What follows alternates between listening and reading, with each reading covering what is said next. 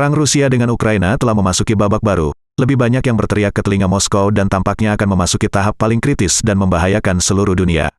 Pandangan ini tidak bisa dianggap enteng. Beberapa waktu lalu pihak Rusia mendahului mengklaim masuknya kereta-kereta angkut membawa persenjataan berat dan mahal ke Ukraina dan Rusia berniat menghancurkannya.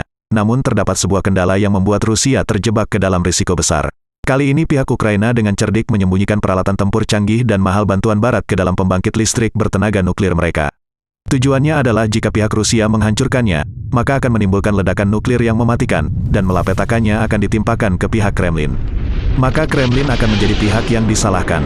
Moskow menyebutnya sebagai sebuah kelicikan, maka dari itu pihak Moskow baru-baru ini dengan terburu-buru menghubungi pihak pengawasan senjata atom internasional guna membahas hal ini.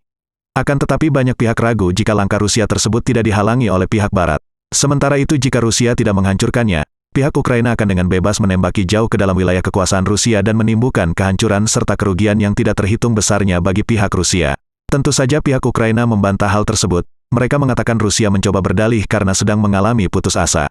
Oke, klaim mengklaim kebenaran, kemenangan dan kekuatan adalah hal yang amat biasa kita dengar di kedua belah pihak yang sedang berseteru.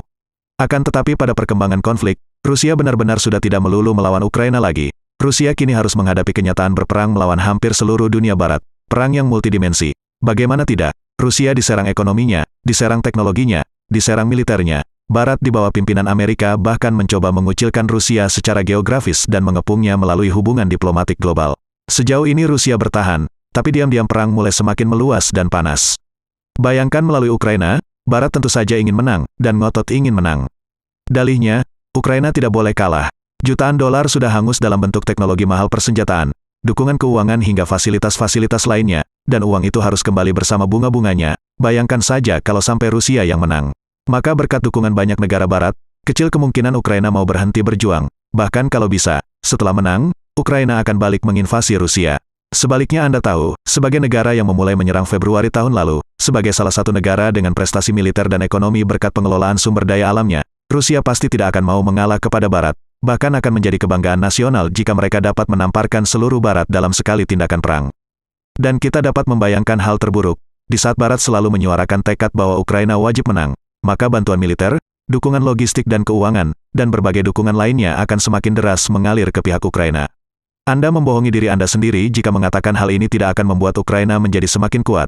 Buktinya Ukraina terus bertahan hingga kini, dan bahkan beberapa bulan yang lalu mereka telah berhasil mendorong mundur sejumlah besar pasukan Rusia. Sementara itu pihak Rusia yang memang memiliki modal keuangan yang cukup baik, dan juga penguasaan teknologi tinggi sistem persenjataan, juga pasti akan berusaha memenangkan pertempuran, karena memang itulah tujuannya, terlepas dari strategi militer apa yang telah diterapkan oleh kedua belah pihak, yakni, Barat dan Rusia, tampaknya, perang ini benar-benar berisiko mendatangkan konsekuensi yang mengerikan bagi dunia. Sekali lagi, ketika dua pihak terlibat peperangan, dapat dipastikan tidak ada pihak yang akan mau mengalah, namun pada akhirnya akan selalu ada pihak yang menang dan yang pacundang. Kecuali jika mereka secara ajaib tiba-tiba mau berbaikan, tanpa syarat apa-apa, namun sangat tipis harapan ke arah itu. Dan spekulasi menariknya adalah, bagaimana jika Barat menang? Apa yang akan terjadi terhadap Rusia? Atau, Rusia yang beruntung memenangkan perang ini, apa yang akan terjadi terhadap Barat? Lalu senario lain adalah, Rusia kalah dan nekat menggunakan senjata nuklirnya, di mana dalam hal ini Rusia adalah pemegang senjata nuklir terbesar di dunia. Nuklir itu diarahkan langsung ke wajah Barat. Nah, jika sudah perang nuklir, dapat dipastikan, bukan hanya Ukraina dan sebagian besar Rusia yang jadi abu, negara-negara Barat juga tidak bisa menghindar dan menjadi arang. Dan jika itu terjadi, dunia akan hening sejenak setelahnya, karena ras manusia sedang menuju kepunahannya berkat senjata nuklir buatannya sendiri.